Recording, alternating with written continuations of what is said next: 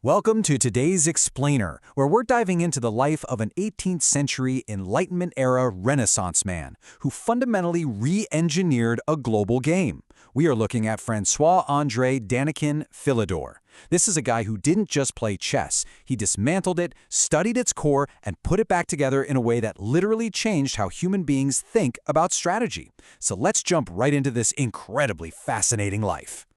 To really understand his impact, we have to start with his most legendary quote: "Pawns are the soul of chess."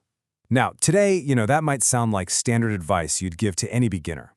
But in the 18th century, this completely shattered how chess was understood. He was dropping a massive philosophical bombshell on the chess world, fundamentally shifting the focus away from the royal pieces and right onto the humble foot soldiers. And that quote really was a game changer, because before Philidor, chess was, well, actually, scratch that, it was basically just chaos. It heavily relied on these wild, swashbuckling attacks. Players would just throw their knights and bishops forward, crossing their fingers for a quick checkmate. But chess after Philidor, it became deeply logical. He proved mathematically and practically that a harmonious, well-controlled pawn structure actually dictates the entire board. Basically, if you control the pawns, you control the game. Section 1. Prodigy at Versailles. Now, Philidor's origins are probably not what you'd expect for a master tactician. Born in 1726, he actually hailed from a veritable musical dynasty. His family, they were royal court musicians for the French crown over at Versailles. And he was a recognized child prodigy in the arts, already composing his very own music by the time he was just 11 years old. So his brain was clearly wired for harmony and structure from the absolute beginning. So, how exactly does a royal musician find his way to the chessboard? Well, it happened at the Café de la Régence in Paris. Picture walking into a bustling Parisian cafe today, but instead of glowing laptops, it's filled with smoke, coffee, and the absolute greatest intellectuals of the 18th century leaning intently over chessboards. This place was the mecca of 18th century chess. It was right here, during breaks from his musical duties, that a young Philidor first picked up the game. And thanks to that intensely analytical mind of his, he quickly outperformed the resident masters, eventually playing regular matches with European royalty. Section 2. Writing the Chess Bible. Fast forward to 1749. At just 23 years old, he publishes his magnum opus, L'Analyse du jeu des échecs. Before this, chess books were essentially just lists of sneaky opening traps and basic rules. But this book? This was the world's very first deep dive into overarching strategy and positional structure.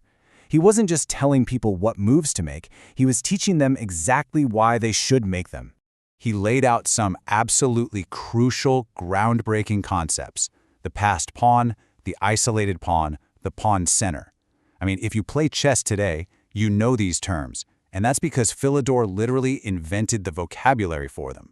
He mapped out the geometry of the board in a way no one had ever seen before, creating the exact foundational principles every single beginner learns today.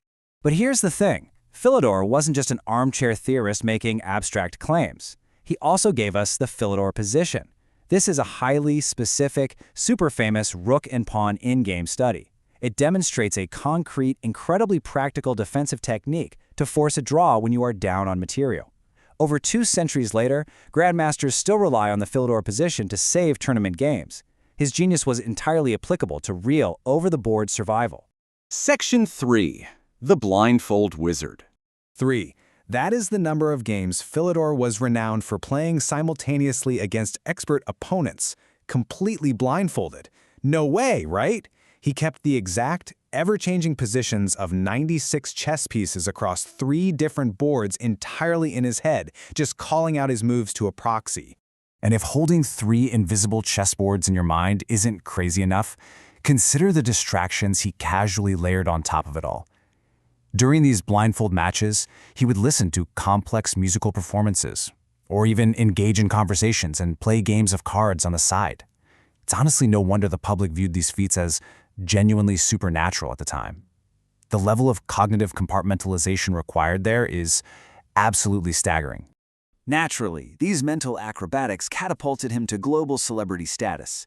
He began traveling extensively, eventually holding court at prestigious venues like Parsloe's Chess Club in London.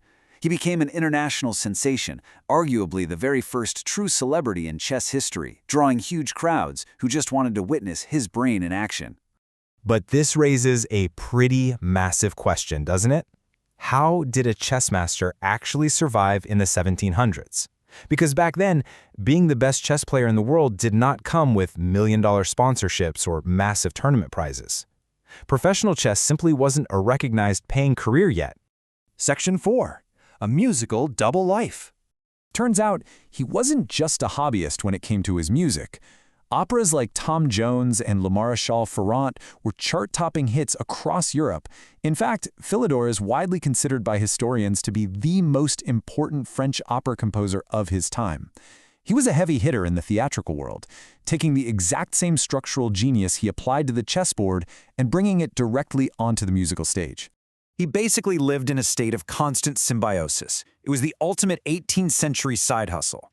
When his operas failed or just weren't paying the bills, he relied on his chess winnings and exhibition fees to survive.